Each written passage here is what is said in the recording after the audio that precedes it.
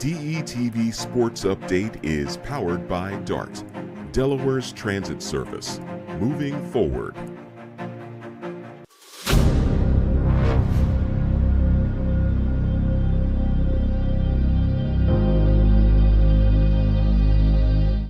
What's up, everyone, and welcome back live into our Wilmington studios, a warm Wilmington studios here on Market Street in Delaware. The crew is back together for another edition of DETV Sports. Some big topics that we're going to discuss tonight. A draft recap. We'll get Jason and Matthew's points of perspective on what they saw Wednesday and Thursday night in our first two-night NBA draft, with round 1 on Wednesday and round 2, of course, on Thursday. And then it has been a wild 24 hours and over the weekend in terms of trades and everything going on in the NBA offseason as free agency got underway Sunday at 6 o'clock p.m. Eastern. So a lot to go over. It's going to be an NBA-themed show today. We're going to start with the draft, but before we dive in here to the show tonight, as we welcome in Jason McCall and Matthew Maurer, once again, a busy week for all of us here. Matthew concluding up the draft.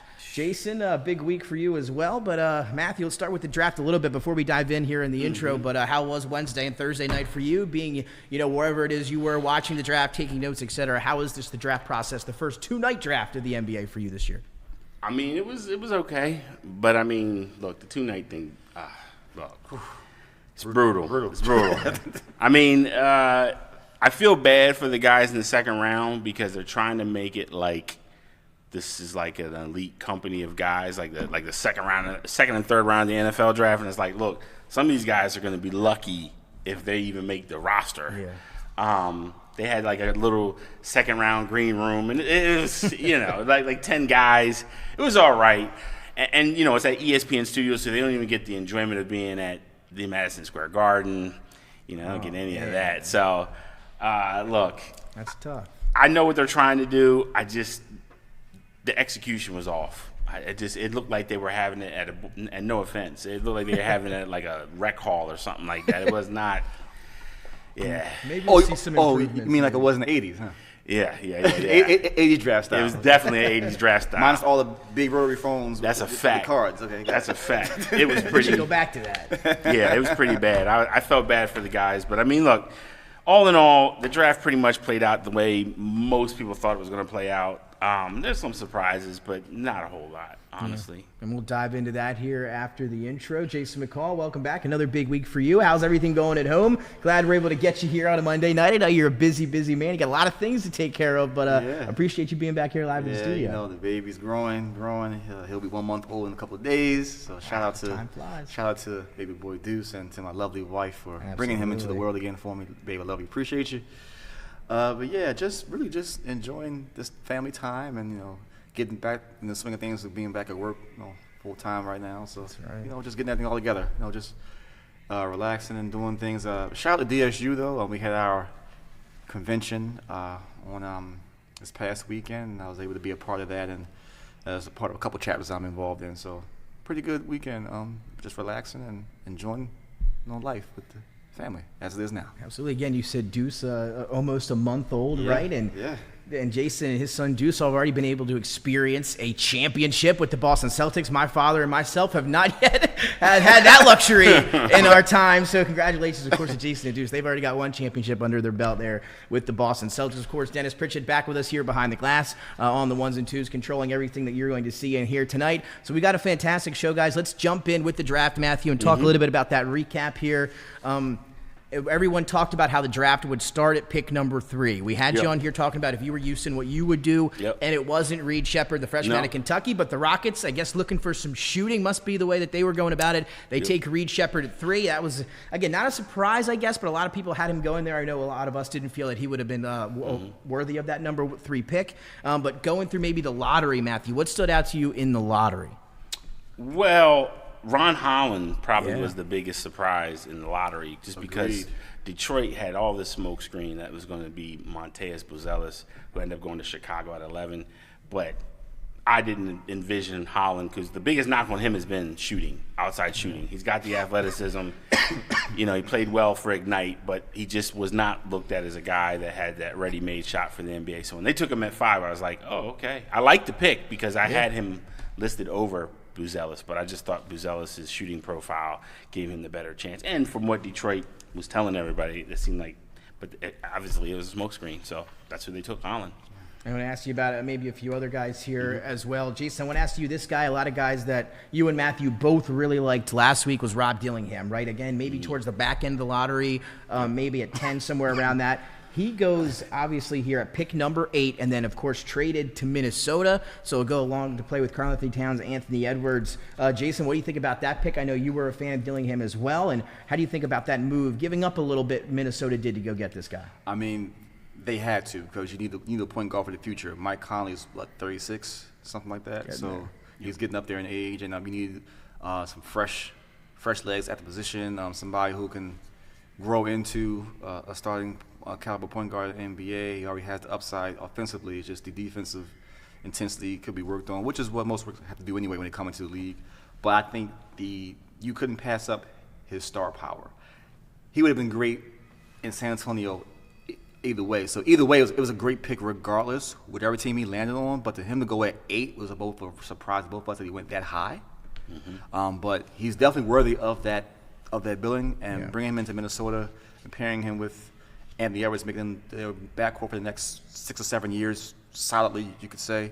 We know with Minnesota, their problem's always been retaining their stars outside of KG and Karl-Anthony Towns. So if that market continues to grow with the new contract money in a couple years and they continue to win, they'll be able to keep everybody in the house. But that's what remains to be seen from Minnesota, because they have like a one good year every 10, 20 years, and then you go into the doldrums of inconsistency. But hopefully with this new money now and just the new league, as far as just exciting players and the fresh faces, they can sustain a rating for a good time as far as keeping players in the house and paying them, which has been a problem. But I love Dillingham at 8. But also in the first round, I'm really big on Sarr going at 2 to the Wizards. I think he fits the bill of what Washington needs right now. They haven't had a player of this type since they had Gortat, who was a rebounder for them a few years ago. They had some even Dwight Howard had a good year when he was with the Wizards. So they've always needed a big man who could rebound and defend. You can teach everything else, and you can pay for everything else as far as putting pieces around them. But I think for what their needs are right now, the perfect pick. And those people who said, "Wow, who is he?"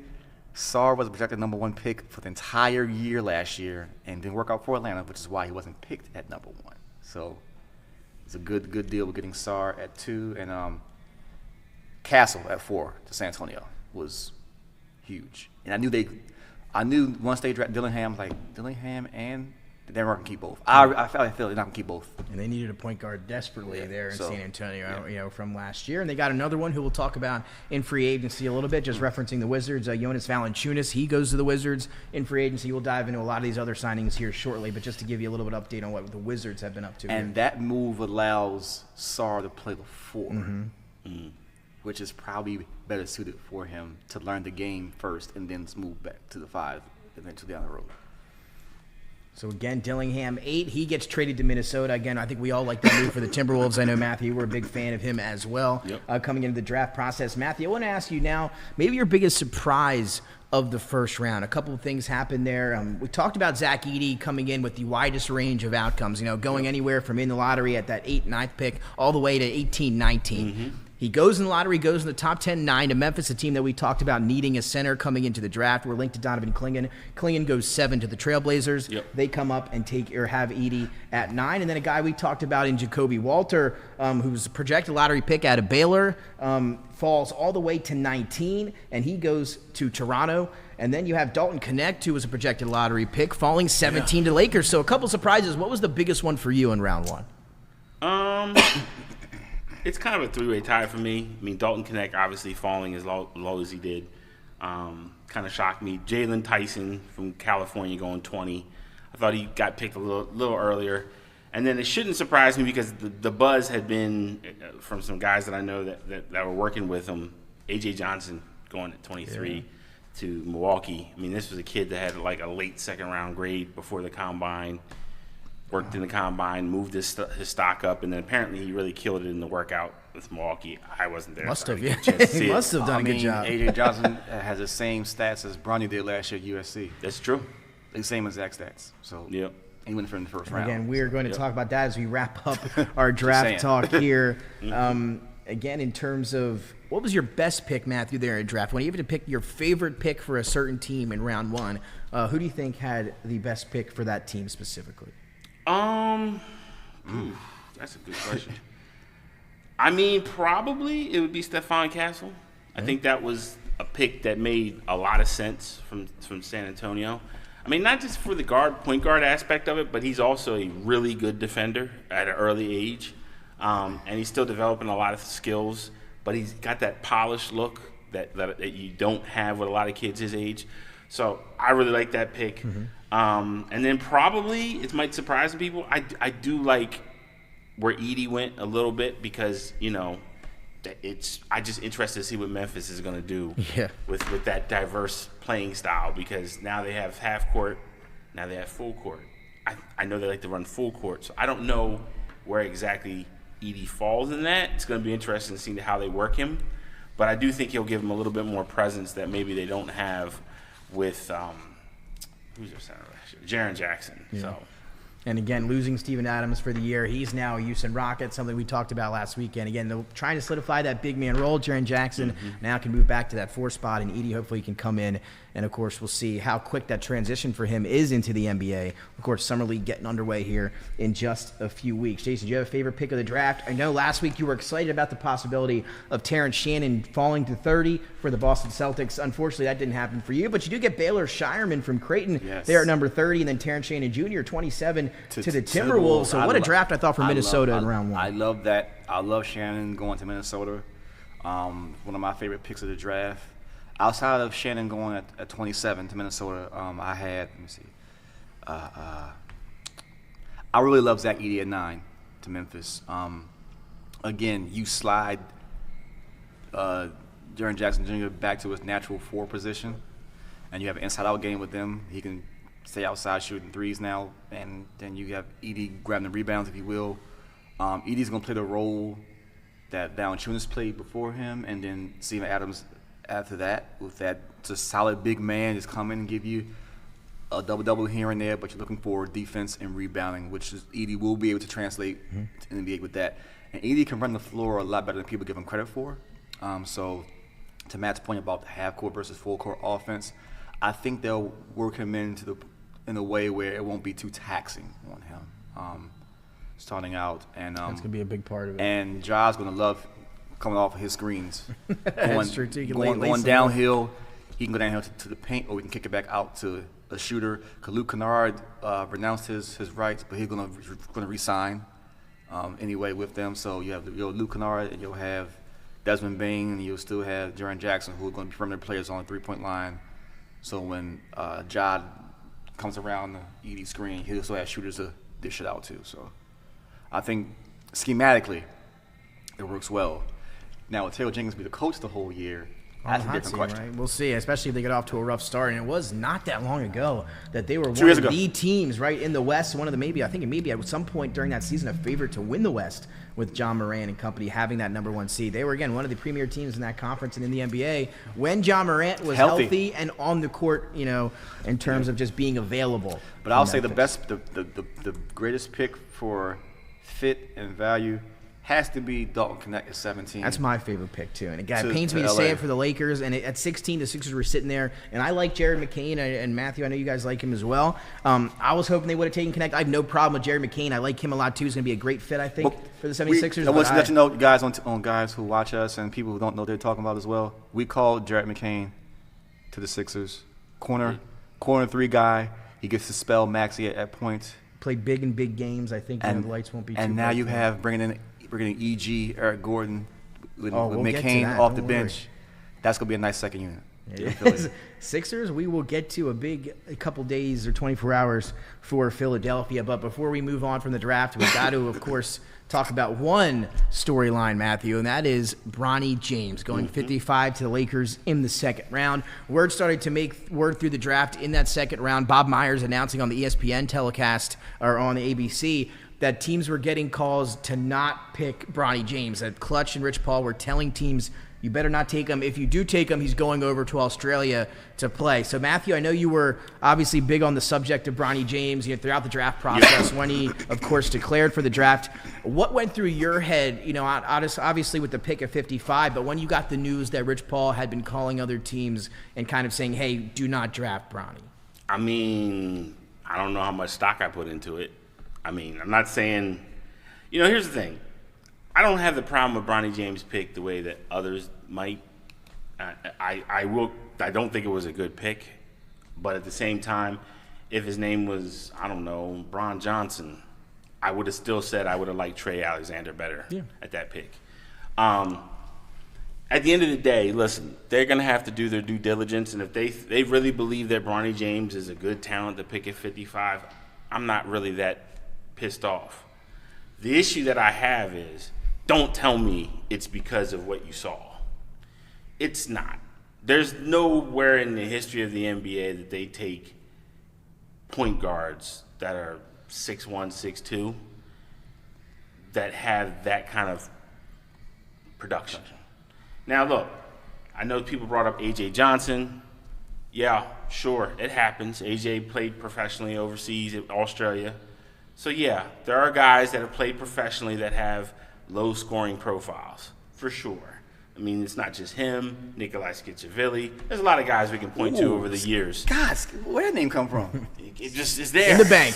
In the bank. Skitchavilli? Sheesh. So let me help you, Bronny defenders. There's a lot of guys we can point to that have small profiles of scoring that have been picked. That ain't the argument.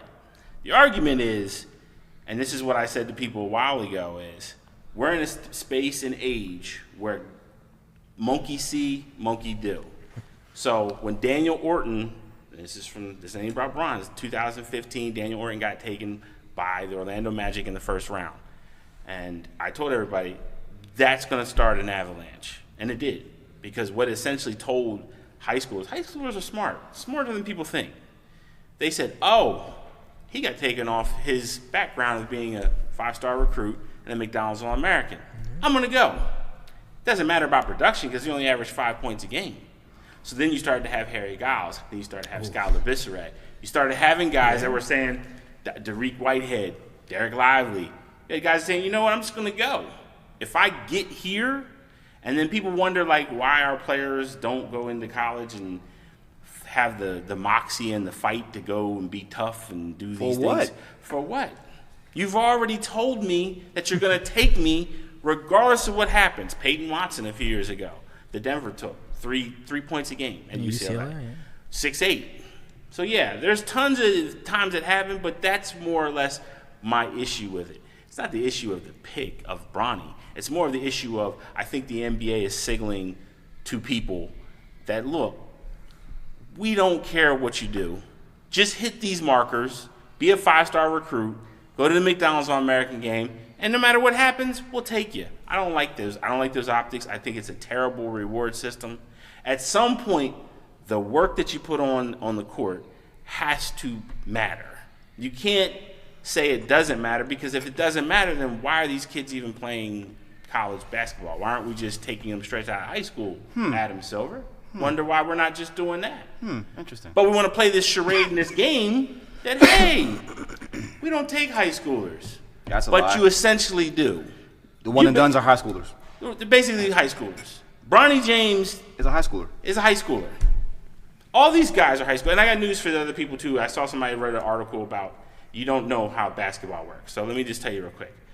There are such things as international seniors. Those are guys that are the last end of they can be eligible for the draft. Ariel Huck-Porty, who was the last pick in the draft, was 2002 born. He's essentially a senior.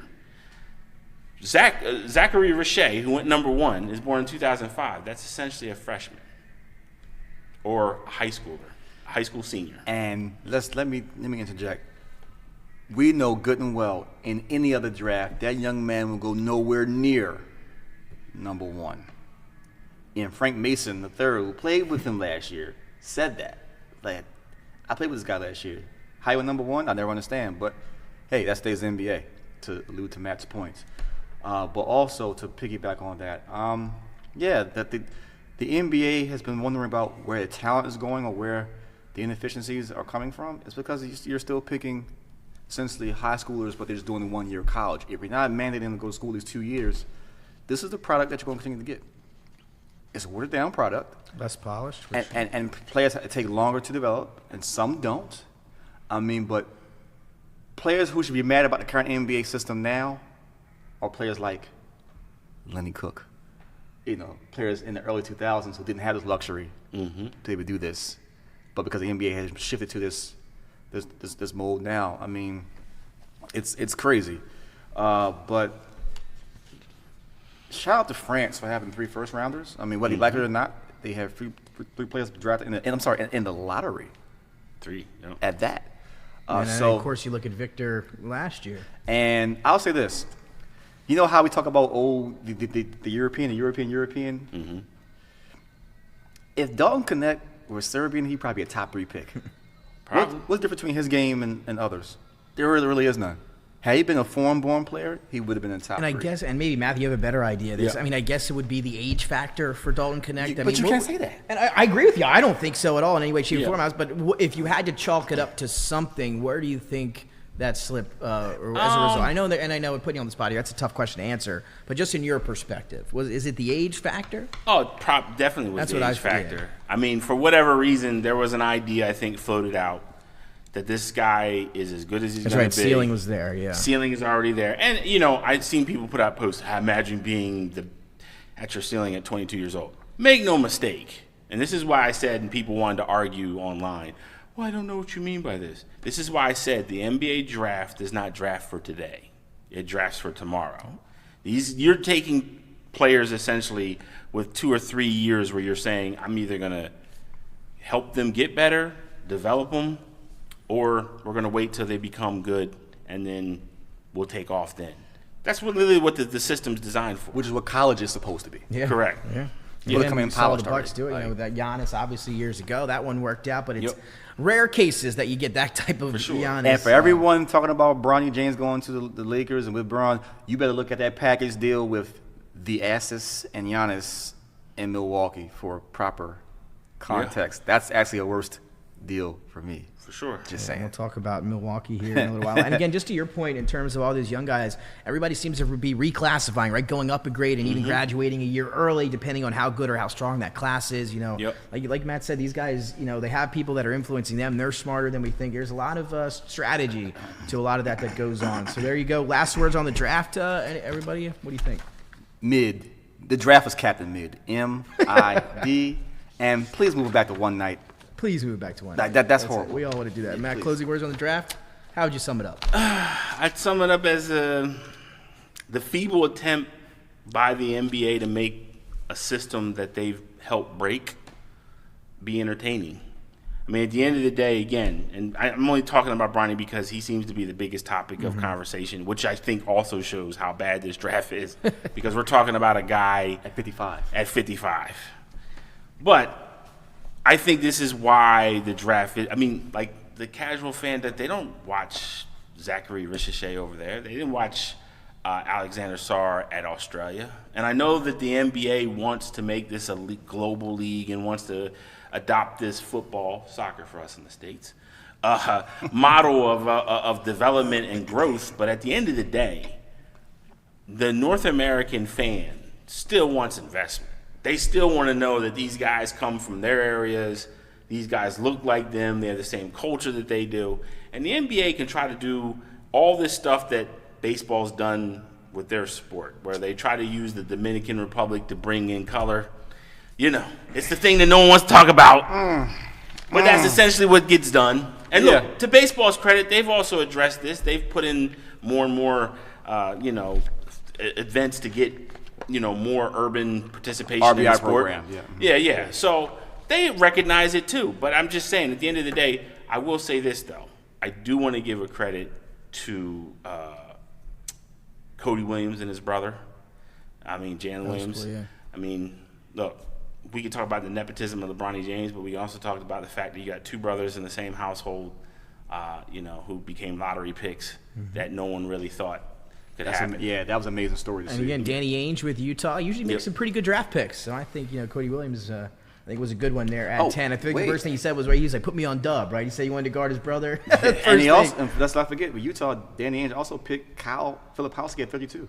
We're not going to talk about that whole thing. Yeah, that today, thing is that crazy. That's with conversation. The other Me situation? and Mrs. Jones. Oh, see, I was talking about the draft, not the other part.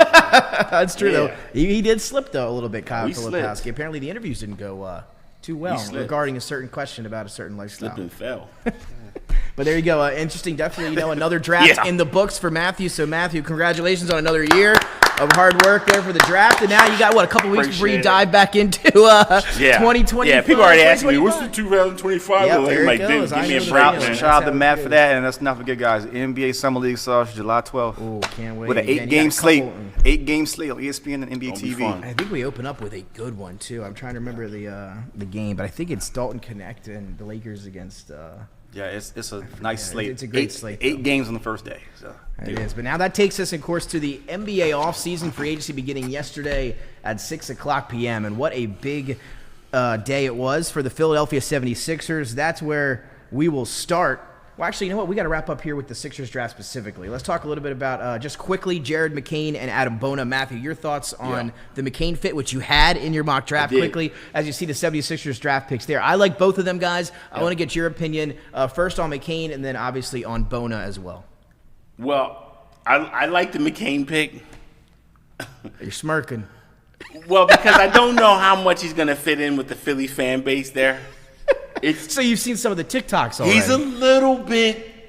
What did we say last week? He's what? He's got a little flair. a little flair. Little flair Little flair. that I Little don't know if zest. the typical Philly fan is going to appreciate.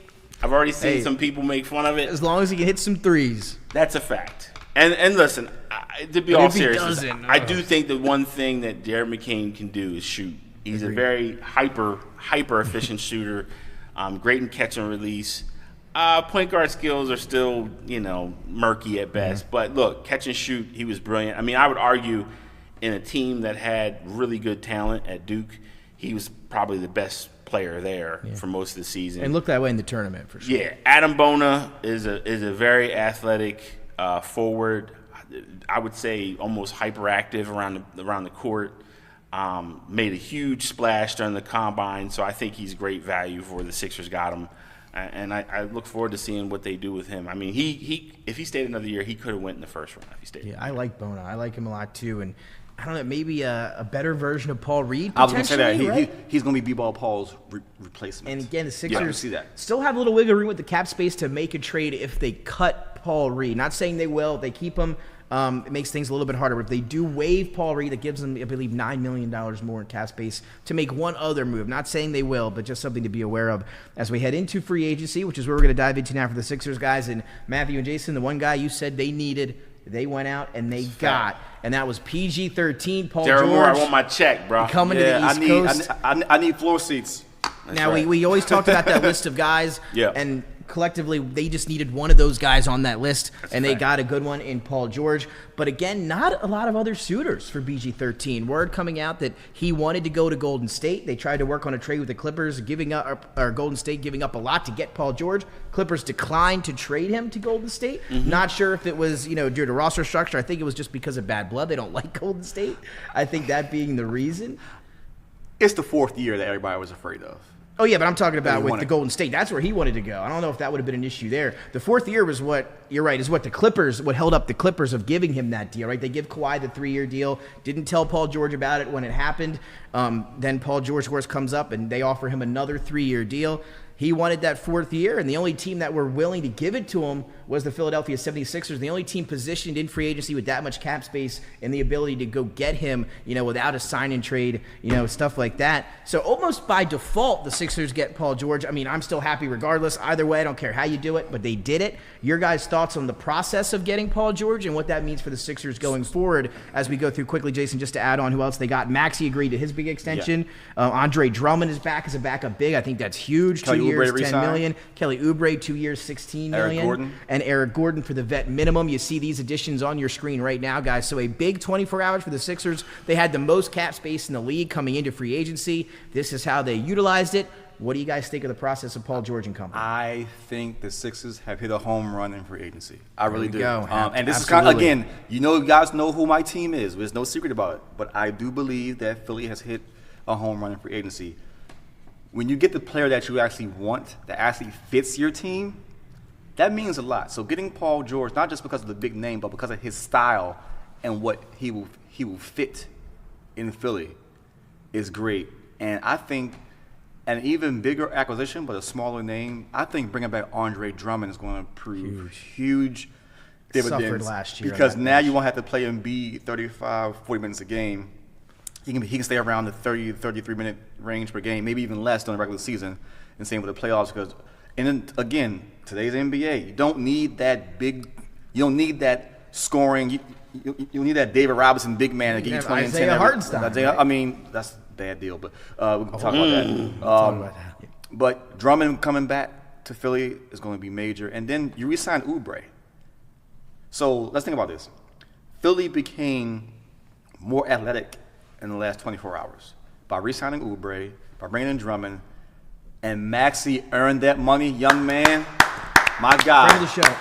Friend of the show. And again, and this goes back to the plan that Morey had in place over a year ago, to have Maxey hold off on signing that extension, waiting until this offseason to where he can sign it, again, trading for James Harden, and then trading James Harden to the Clippers, clearing up that cap space for this offseason. That was the plan, is to come into this offseason with that much space and go after one of the few big-time free agents. I mean, only one this entire offseason. That was Paul George. And again, they went out and they got it done, something they had envisioned. Now, there's been times in the past where you set all this up for a year and a half, and then you don't get Paul George, and it's an ultimate failure. If they don't get Paul George here in free agency, that roster is looking rough coming into next year. I think this is the best free agency season that Daryl Morey's ever had. Yeah, it could be. With any team he's been the GM for.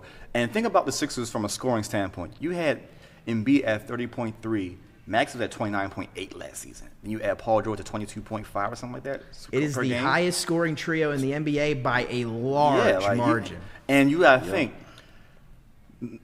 I think Embiid's numbers will take a dip this season, and rightfully so. And that's perfectly fine. It's not going to be a bad thing. As long as he's healthy, that's what I'm saying.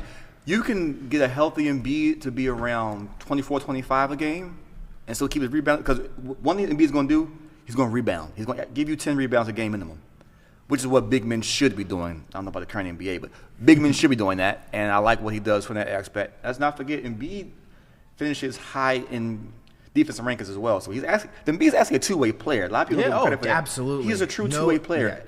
Yeah, 100%. And he's an elite defender. I mean, when he's healthy, I think defensive player of the year candidate. Think about Paul George bringing his all-NBA defensive skill set to Philly. And let me ask you this, Jason. Again, we talked about it, Matthew, as well. The first time that they've had a two-way player of this caliber, I mean, we've sat up here the last couple of years, and I've been saying it, they don't have a wing. They don't have a two-way wing. Right. And you can't win a championship without that kind of player. And they finally got one of them. And let's see if it pays off here in Paul George. I love this. And also, I had a few people calling on my page earlier about the post I made about this deal. So, Matt, I got to address my people, too. Yeah. Get them. We're talking about age, right? Yes, Paul George is 34. But Paul George, technically, NBA-wise, is really a young 34 because of the time he missed early on in his career in Indiana. And even time he's missed in L.A. But when you get Paul George on the floor, every team he's been on, he's been probably the best or second best player on the court at that time for his respective team. So you're not losing anything. And you're getting a player who actually has a better mid-range shot to give credit for, and he's an efficient three-point shooter. Maybe not as high volume as you would like at times, but he's an efficient three-point shooter, and he can guard 1 through 4. And let me just to prove your point even more. Not only that, you talked about the age, right? 32. If some people have an issue with that. Played the most games last year for the Clippers than he has for any team in a while, right? You talked about the injury. So last year being a healthy season for Paul George for the first time in a while, which we love to see coming into free agency. Also, all career highs across the board at 34. Career high in field goal percentage, three-point percentage, which was over 41%, 91% from the free throw line. All career highs in terms of field goal percentage, three-point percentage, and from the free throw line, all just last year. So there's been no tail. In fact, you could argue he's gotten better at that age last year. It's becoming smarter on the court. And he said that. I mean, like, and he has one of the better. I know we don't like a lot of athlete podcasts, but he has one of the better ones. That's true. And let me ask you guys this question now, bringing up the podcast, Jason and Matthew. I'll shoot this to you here. He kind of said on there a few weeks ago, right, that choosing a team championship wasn't his priority. He said, I'm not chasing a ring. That's not what it's about for me. And we talked about him going to the Sixers basically by default. There weren't really any other suitors, in fact, many at all, if any. Yeah. So he goes to Philly. What do you think about the motivation? Is there going to be any type of lack of motivation? Do you worry about any type of that thing in Paul George, saying he's not chasing a ring, maybe Philadelphia not being his top option? Do you think any of that will come into play here during his time in Philly? No, if you listen to Paul George just talk, period, like, this is who he's always been. He likes, it's like, he likes the hustle. He likes the grind. Like, he likes it. So for him to do title hopping would be the total opposite of who he's built himself to be. He's a guy that really enjoys competing. He doesn't want to just walk in and get it. Like, he wants to be in the trenches fighting to get it. Like, that's always going to be how Paul George. And then look, could it change as he gets once he gets really old and maybe he's got something on his checklist? Sure. But right now, he's been, that's just not shocking to me. And I'll say this. The mentality that you lost in Pat Bev and Jimmy Butler a few years back, you're getting that back now. That's a fact. In Paul George. And he's going to push Maxey to be even better. And that's the scary part. Them off the pick and pop, you're going to be able to have Maxey at the top, and you're going to have. So Paul George likes to shoot on the right side of the floor. So you're going to have Embiid to his left, PG to his right, and then if they come off of dual screens, then he can go straight to the basket. We know Maxey is probably the fastest player in the ball in his hand in the league outside of De'Aaron Fox. Yeah. Kentucky again. So. That's going to be scary next. Then you kick out to EG in the corner, or you can kick out to McCain in the corner. And again, Paul George going a few years ago or whatever, saying, I don't like to sit in the corner and shoot up, spot up threes or whatever. But he learned that skill now. And I say when he does, those numbers are phenomenal as a spot up shooter. Again, career high last year. Numbers just continue to go up. The best thing ever for Paul George was that one season in the OKC. He learned how to be a professional. He learned how to add to his skill set. And when he went to LA, you started to see he just wasn't healthy enough to prove it for a full season. This last year, he proved it for a full year. And to go to the next thing about the Clippers era, disaster. But before we dive into that, but not because of anything else, it was all injury. And we'll talk about it again, Paul George. We have a video. This is Steve Ballmer the day that they signed Kawhi Leonard and Paul George just a short time ago. Championship aspirations over there in LA.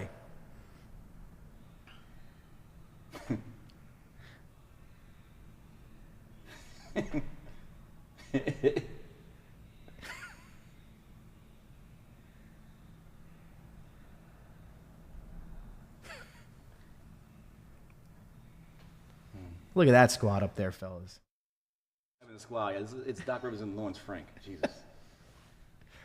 So Steve Ballmer, very excited. Again, if you heard the audio in there, screaming into the microphone. I mean, he acted like they had the championships almost wrapped up.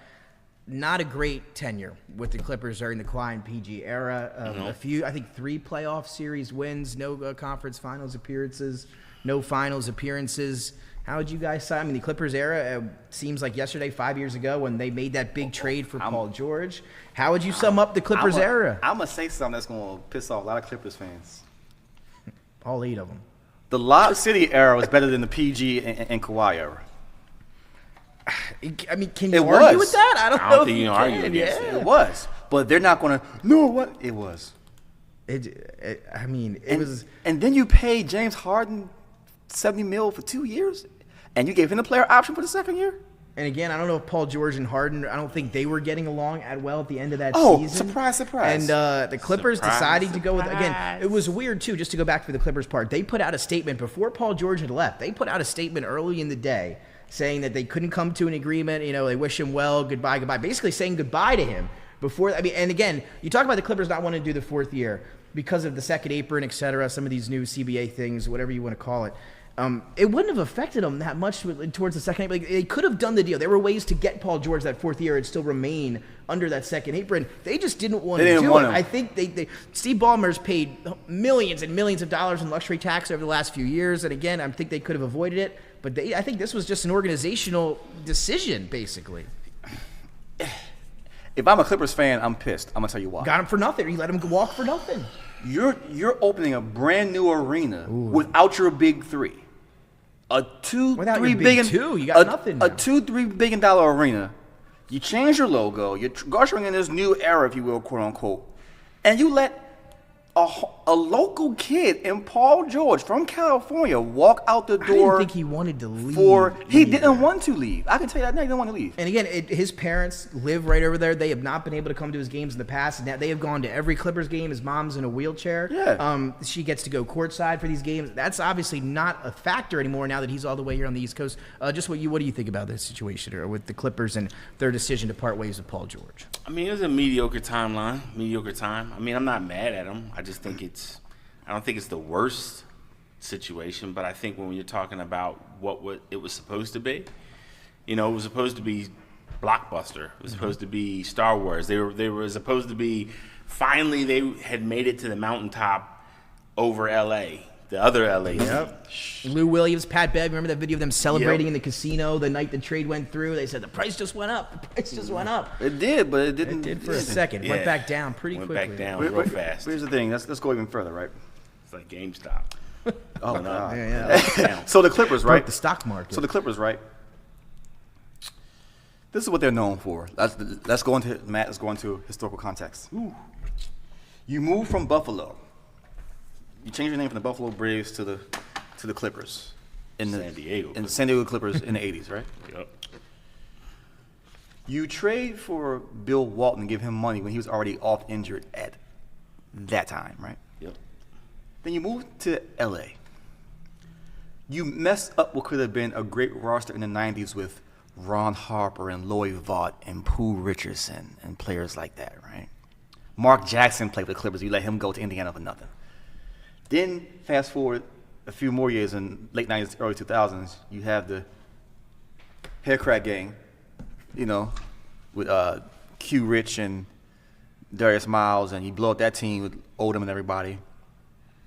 Then you have the Lob City era. Even before that, you had a player like Maurice Taylor. So the Clippers have always had great talent. They've never kept them. It's been a rough organization. They never kept them. Through the it's just been a forget brutal organization, man.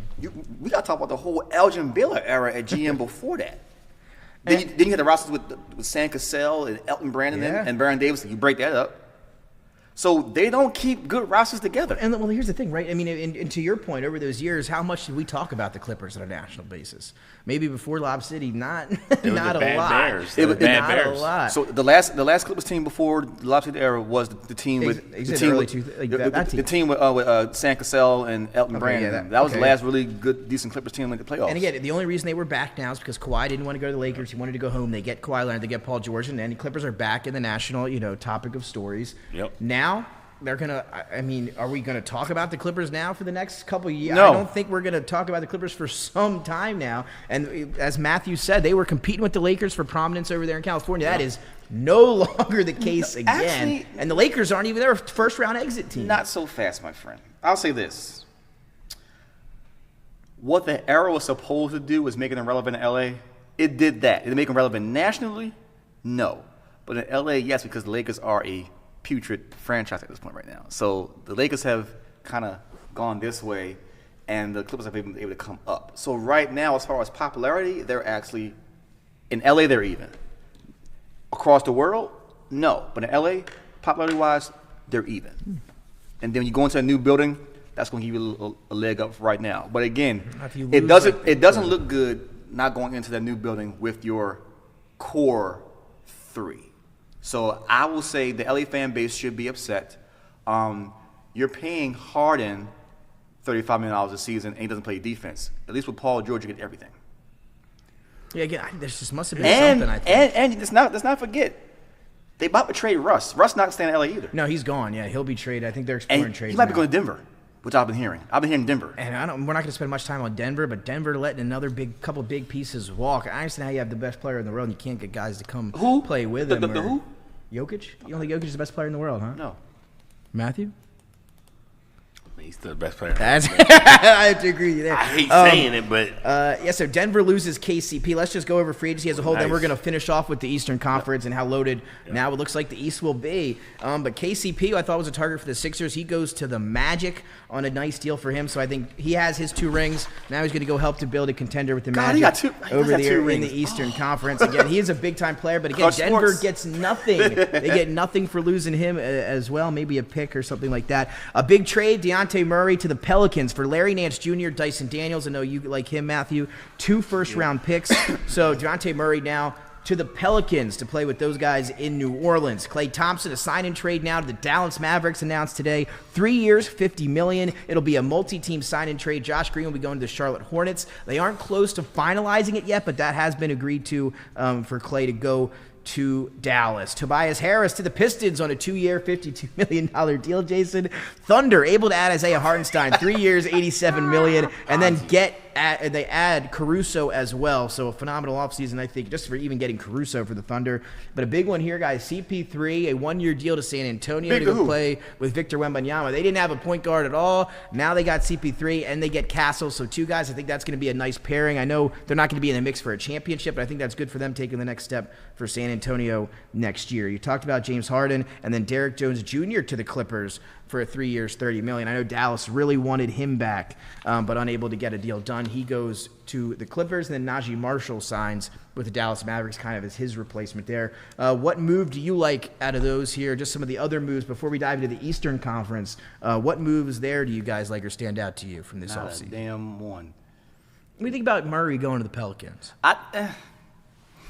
They lose Ingram, or they're most likely going to trade Ingram. He probably won't be on the roster. So now you've got him and Zion as your and McCollum as your 3 down there. Take it away, good brother. So my question for Atlanta is just a question. Are y'all tanking? Like, is Trey next? Because I'm just saying what I'm seeing. DeJounte Murray was supposed to put you guys over to be able to be competing and going to playoffs, and you'd have this bona fide backcourt. That's not what's happened. You trade him. You still have Trey. There's rumors that Trey want to leave.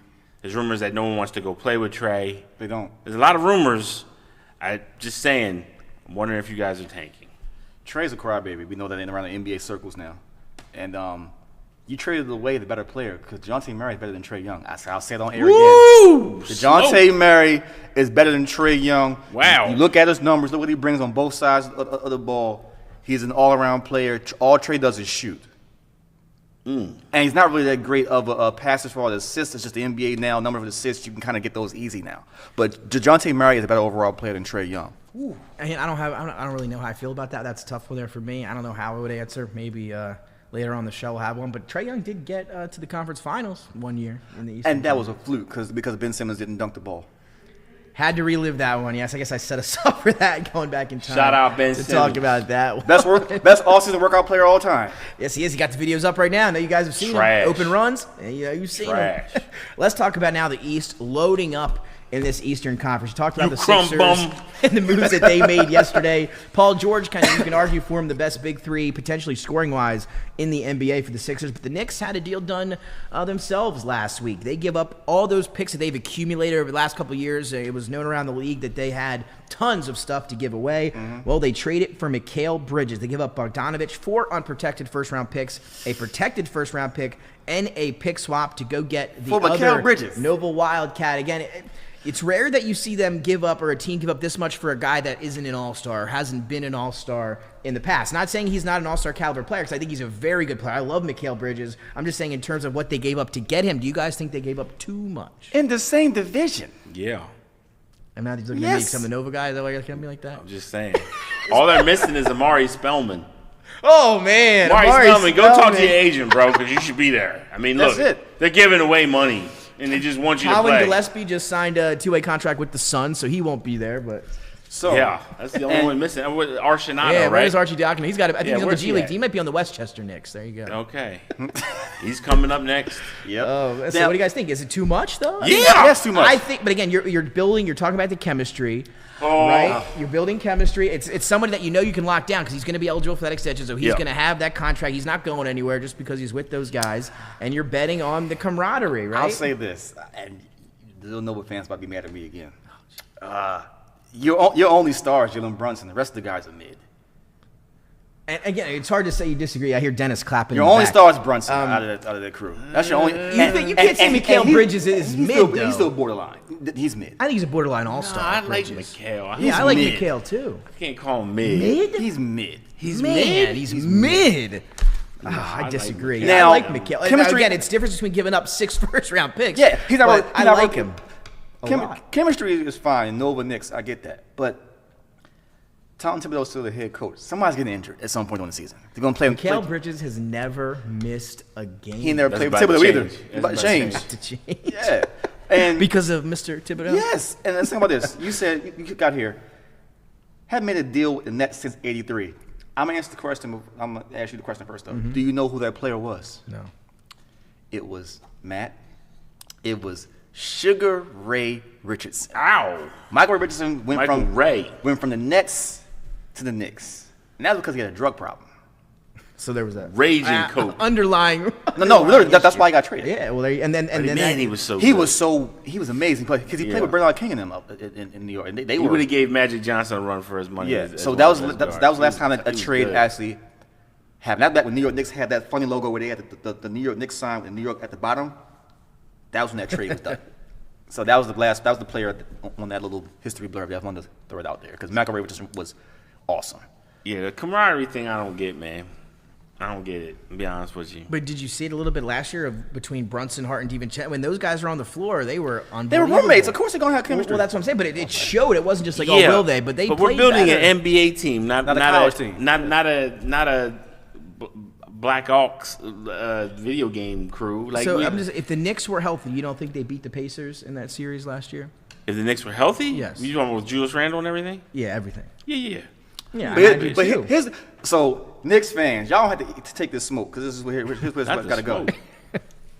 Y'all realize that the Sixers were favored against y'all as a 7 seed in that 2-7 they were. matchup, That is true. and the Sixers were healthy. You're not out the first round this past season, so all the Agreed. hoopla and rah about we got a roster, you're good. However, if Philly's healthy, you're out in the first round. We're not even talking about you right now. Now- So play it Again, the cool. thing with Be the- very they got easy. Tons of depth, though, right? I mean, their depth Be might very be the easy. best in the league now in I terms will of say overall. this to back Jason's point a little bit. I still like Mikal Bridges, but Paul George is who Mikal Bridges thinks he is. You don't think he can develop into Paul George in a couple years? No. No, he's No got no way. shot, bro. No way. I mean, definitely not in terms of ball No on the shot. floor. I get that, but I mean, in terms of shooting ability, It's not even shooting and ability. def- It's not and even defense. shooting Shooting ability. Paul George is a better ball handler than. Well, that's what I mean. than Bridges That's is. what I just said. In terms of put on the floor, Playmaker. you're right. It's Playmaker. He's a better agreed. playmaker. He could be a Agreed, no poor doubt. man's Paul George, which Yeah. is why I like him. But I mean, as far as like, can he ever reach the status of a Paul George? No, I don't think so.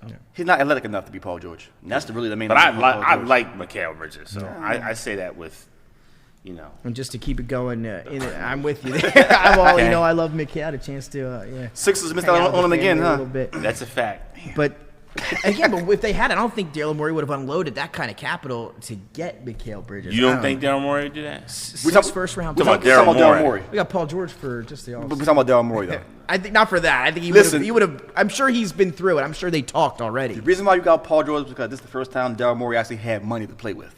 I agree, and I'm with you. And I think it's. Ever. I think the market had Ever. a lot to do with it too, though. I think the market for Paul George and the way, with other free, there weren't any free. I just think it worked out well for the Sixers. It was good timing. I'll say. Paul George back on the East is scary, and I'll say this for a reason. Young PG gave LeBron and the Heat Man, fits. that was a fun series And- and a fun time. Older, mature PG, Tatum, go in the lab this offseason because Paul George's going to pick your pocket if you don't. That's the matchup that people – that's why he's in Philly. He's in Philly up well. to guard Jason Tatum one-on-one. And that's going to be That's fun. why he's in Philly. Dennis, let's put up the championship odds if you got them now. It's rare that you see teams, or at least half the teams in the top 8 coming out of the Eastern Conference in terms of championship odds for this year. It starts at the top with the Boston Celtics. They're big favorites at plus 250, but Guess who's at number 2? Philadelphia 76ers plus 800, followed by the New York Knicks and Denver Nuggets at 850. The Mavericks are in the top 8 as well, but 4 teams in the East are in the top 8 teams. Denver third? Denver third or fourth, I believe, behind the Sixers and then the team that I just talked about before. But what do you guys think about that? With the East now loaded up here with 4 teams that are in the mix for a championship. You think about the Boston Celtics, the Philadelphia 76ers. Milwaukee being the last one. I don't think about them. Sorry. And let's focus on them here before we talk about the Brooklyn Nets, because I do want to highlight what they did in the last or over the weekend. Milwaukee has done nothing this offseason so far. Nothing in free agency. They made the big splash for Damian Lillard that you could argue would backfired or not. Here are your championship odds there on your screen. Celtics and Nuggets and sitting at 2 now. How about that? 76ers now at 3. Thunder, Knicks, Timberwolves, Mavericks, and then the Bucks still on the outside looking in there. I know what I'm talking about, people. I know what I'm talking about.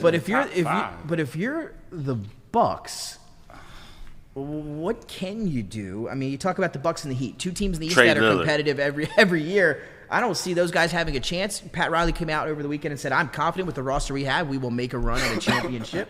But I don't think, to me, NBA 2K? Just looking in, I mean, what do you guys think about, does Miami and Milwaukee, to me, don't have a shot in the Eastern Conference? No, they don't. No, not at all. Damian Lillard got to go.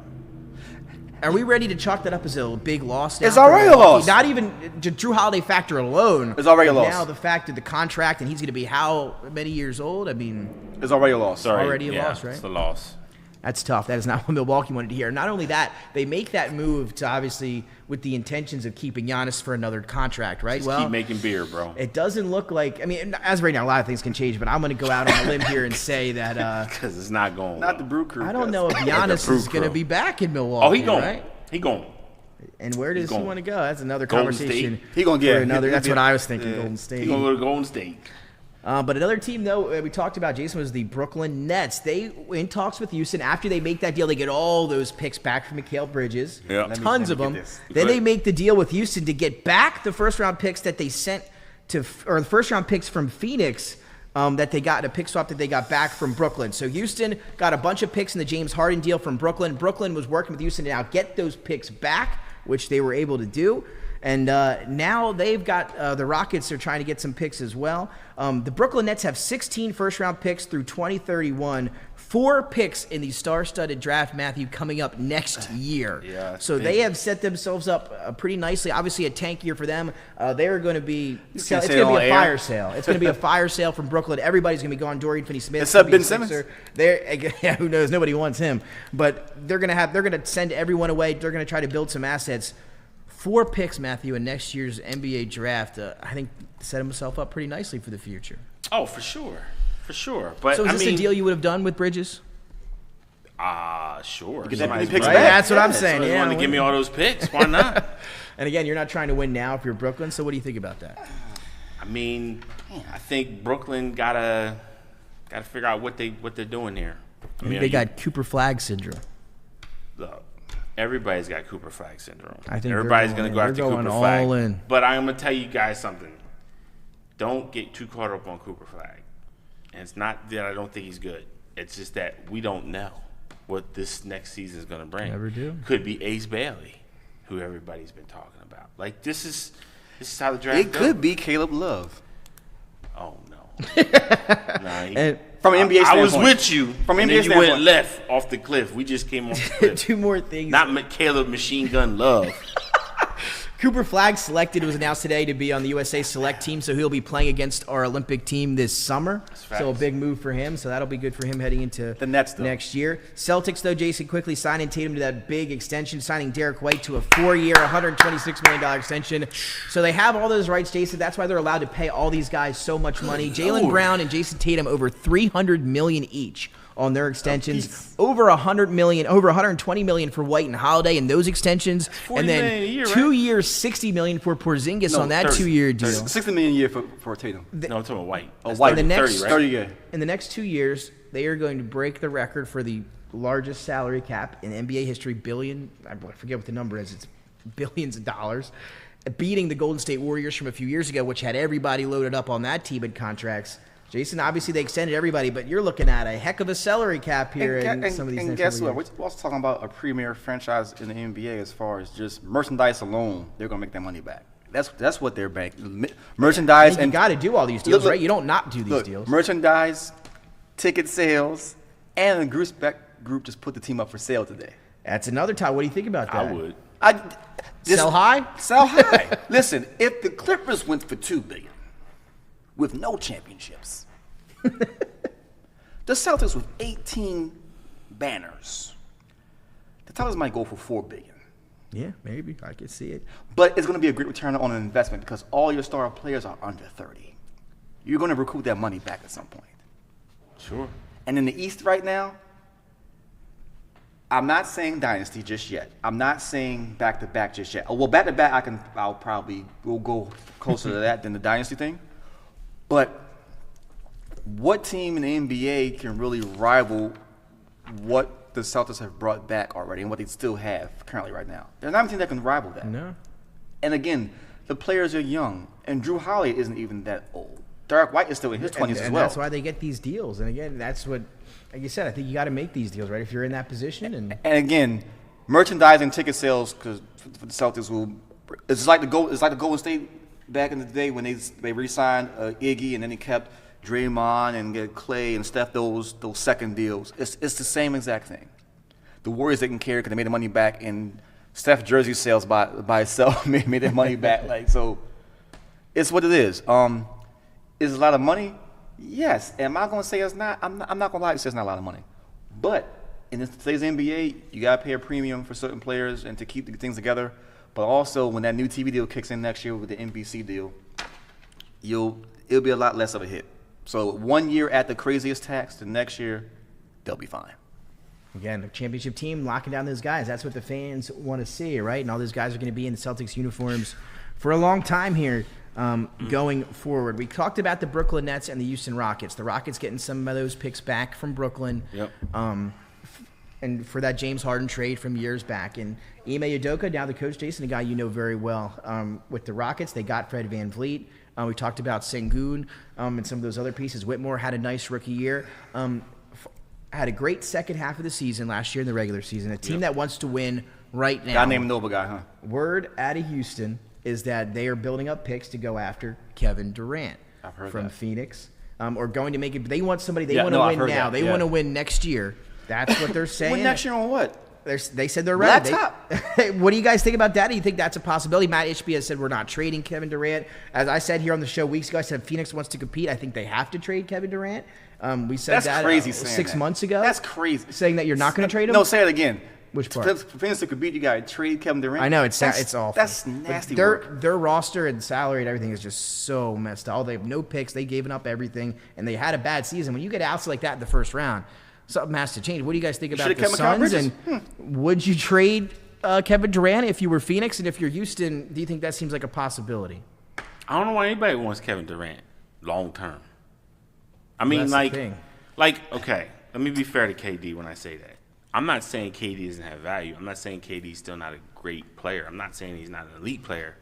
What I'm saying is, what's Houston going to give? They think they're going to give some draft picks and then, like, what? A young player? Who? A young player? A Jalen Green, maybe? Jabari Smith?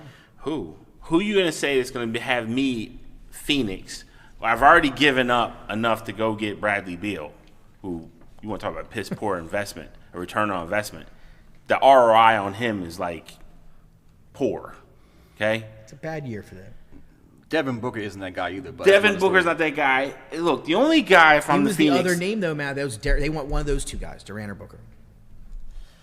I wouldn't take either one. How? You can get Beal. Sorry, Tail. Go get Beal. They already had John Wall. They don't want Beal. I'm just saying it's not going to happen. Like, again, this is what cracks me up. It's like LeBron was like, we need a third piece. LA, everybody wants a third piece, bro. You are going to get what the market will give you. Klay Thompson signed with Dallas. He didn't want to go play with LeBron. Okay? Let's stay there. Go ahead. That's how we're going to finish off the show. So if you want to finish that thought first, we'll get to Klay and say, but just, go for it. Yeah, I'm just saying, like, when I hear these teams talk these grandiose plans, it always sounds great. But you got to remember, you got to have another partner in the trade, or else it's just. You can't dance by yourself. Yeah, it's just mental masturbation at this point. You're just sitting there just thinking about what you want to do, what's going to turn you on, and you just think, yeah, I'm going to put this deal. That's like sitting around, yeah, I'm going to put this deal together to go get me a Ja Morant or something. Like, come on, bro. People love the trade machines, right? We're getting crazy here, bro. You're not going to get what people like. It's like, come on, bro. What are we doing? What are we doing here? I'm just turning myself on. So Houston does get back a good draft. I'm going to ask you the draft, right? 25-26, good drafts. But you're Phoenix. You've built the idea that you guys are this close to winning. Well, but you've told me that's not the case. You're right, but that's not reality. It's not reality because you're in a situation where you have a juggernaut beast named Jokic. Okay, you've got an up-and-coming Minnesota king called Anthony Edwards in the North. Okay, he's not a Serbian Stark. Slayer. He's not a Stark, but he's darn close. Okay, and Luka. You got Luka in Dallas, who owns you. Who? Yeah. So at the end of the day, you're in a position where you might not have the pieces to get over the hump. We've seen other teams like that. Sacramento Kings were a championship contending team that just couldn't get through LA. And they're talking about keeping Sabonis or not right now. That's what's scary out there. If Fox ends up there. I'm talking about the Sacramento Kings when they 2000s, had 2000s. Oh yeah, they were like a you look on paper, they got one of the best teams ever. They were a big shot Bob bounce away. Right. So that's what I'm saying. Everybody has these ideas, and we've seen great teams get built and never win. So that's what I'm saying. Like, it sounds good, but like, dude, you're just talking. No one's gonna take the Hawks in the '80s. Hawks in the '80s, another great team. And they are talking. That's for sure. They get back 25 and 26 first-round picks. Of course, for Phoenix, it's 25 and 27. So basically saying, hey, we want the two better draft first-round picks is what they're trying to accumulate. We'll see if it turns into. So before we go to Clay, I want to go back to the Nets just for a brief second because this is comedy to me. Well, how many picks they have coming up? But again, this is only them getting back and trying to do to others what we the Celtics did to them years ago in that Paul Pierce and KG trade, getting all those picks. Who ended up being Tatum and who ended up being Tatum and Brown, by the way. Yeah, that'll still go down as. And to go further, same thing with the Celtics. And the was there a reason for you to move to Brooklyn if you're going to give your players to the Knicks? Anyway, you moved to New York and have been a putrid franchise ever since. You should have stayed in New Jersey. It's true. It's been bad. Just saying. It's been really bad. Yeah, I think so too. New Jersey Nets were, it's more of a. Yeah. Just saying. But on the Clay. On the Clay. Again, my name Clay, I'm going to call him Clay. Clay had teams. He was supposed to meet with 4 teams. It was talked with Golden State yesterday. They came to the conclusion that he didn't want to stay there. I think it was his decision that he wanted to go elsewhere. Yeah, so he said he was going to meet with 4 teams, right, guys? It was the Dallas Mavericks, the Philadelphia 76ers, the Orlando Magic, and the Los Angeles Lakers. Yeah. LeBron, rumors out of LA was as soon as 6 o'clock hit, LeBron was on the phone to Klay Thompson, as Matthew alluded to earlier. Said, Klay, hey, we need you. I'm sure. Klay didn't seem to care too much about that. They offered him, I think, a 3-year, I want to say $80 million deal. He didn't. I don't think he likes LeBron either.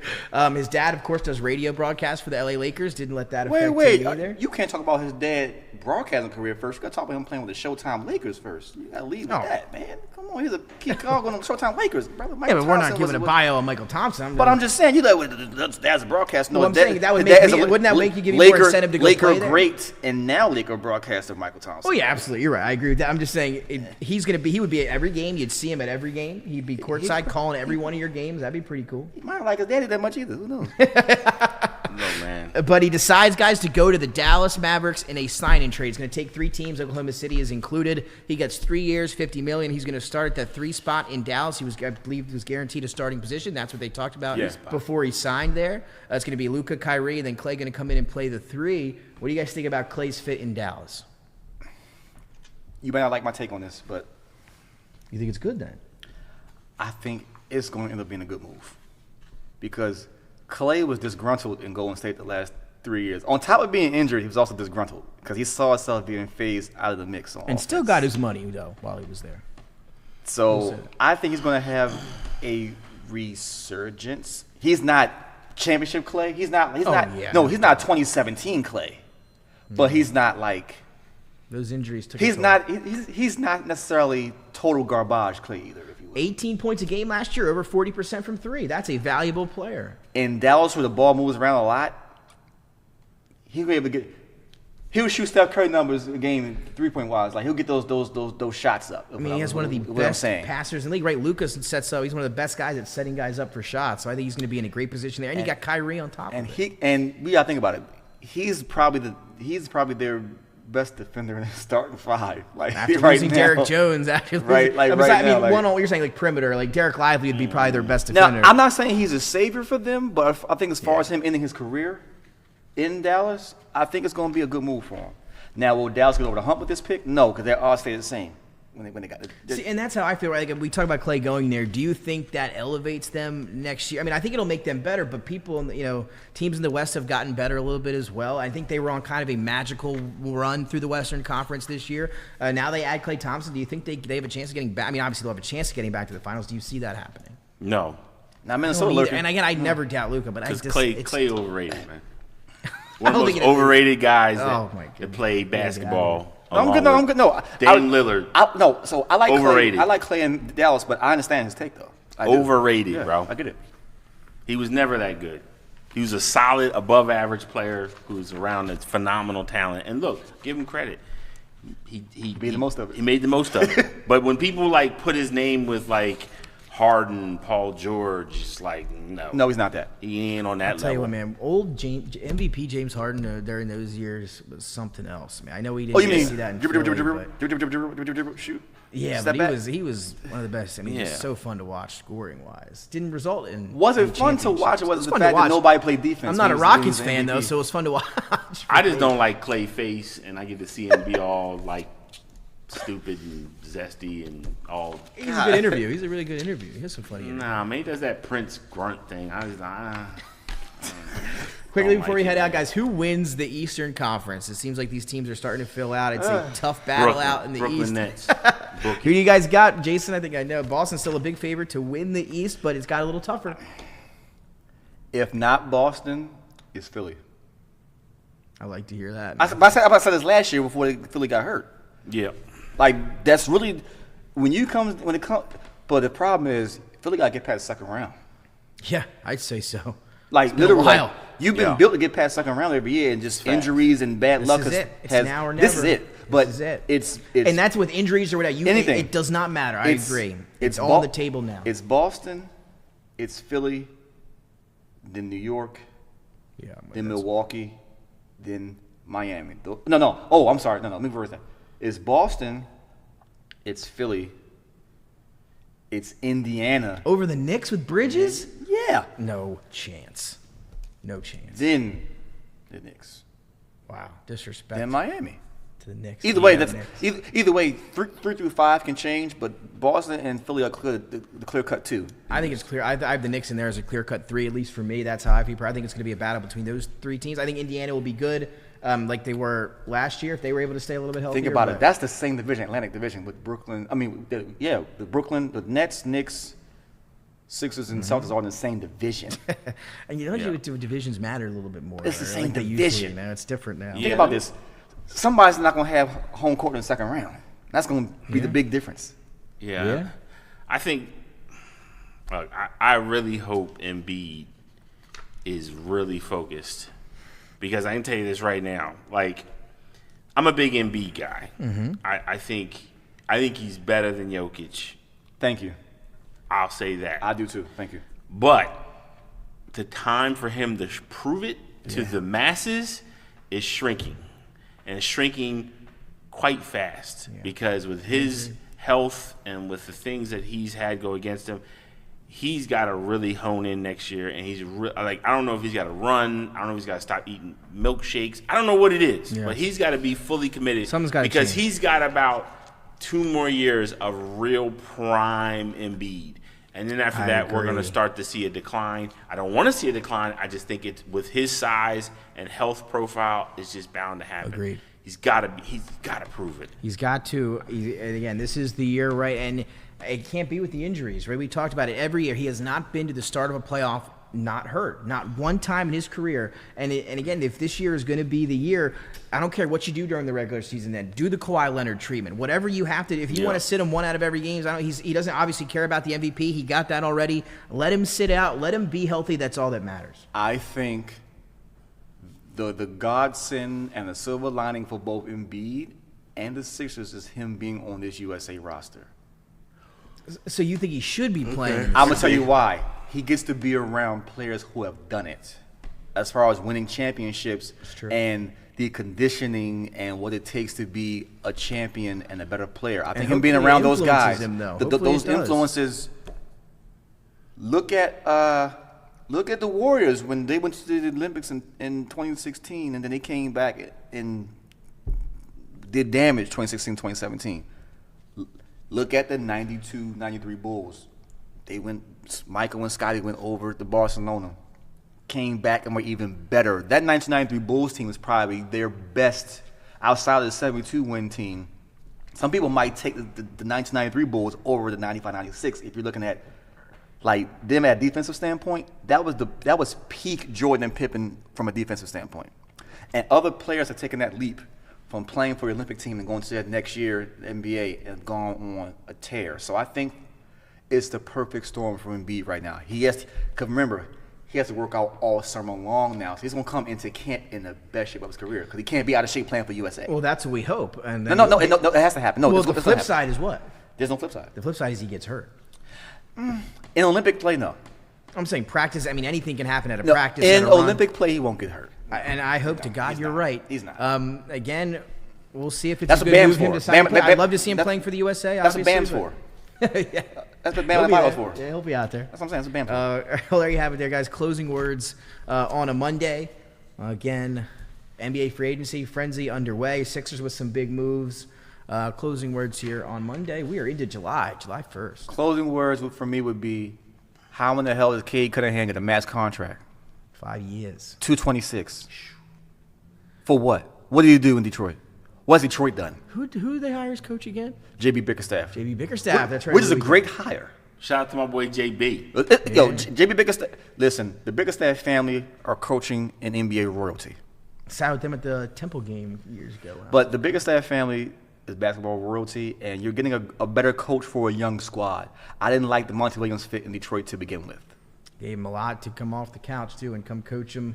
So yeah, I like JB going to Detroit. He gets to stay in division. He gets to stick it to Cleveland every time they play now. On paper they would, not really on the court, but on paper, yeah. Anticipating Cleveland will get Donovan Mitchell back for that 4-year deal too. Look for that here throughout the next week or so. I also think the Lakers and the Warriors teams to look out for in terms of trades. I think we'll see Lowry Markkanen on the move this week at some point. And if they do, it's going to be for a haul. So we'll see who decides to send out all those picks to get Lowry Markkanen. I know they've been in talks with a bunch of other teams. Lakers and Warriors have been calling a lot of teams trying to improve their rosters because both have had pretty disappointing off seasons to this point. But happy Bobby Bonilla Day as he gets paid today. It's a contract I hope or I aspire to have one Happy day. Bobby Bonilla. Here, there it is. Happy Bobby Bonilla Day. We should come on. We're going to bring money every show here on July 1st. $1 million every July 1st. And, folks, it's not just from the Mets. It's also, unfortunately, from the Baltimore Orioles as well. He's getting paid until 2035 and hasn't played a Major League Baseball game in almost 20 years. There you go. Best contract in sports history. Matthew, closing words on a Monday. Yeah, so we just talked about Bobby Bonilla. I'm going to stay in baseball real quick because I got smoke. So happy this is the end of the show. So on WIP, there was a discussion about Bryce Harper being the greatest Philly. Now, I am a Philadelphia Philly fan, okay? Cut my teeth on them. I go back to, Mike Jack Schmidt. I've been there. I suffered through Devon Hayes. I suffered through the only good pitcher was the reliever named Steve Bedrock Bedrosian.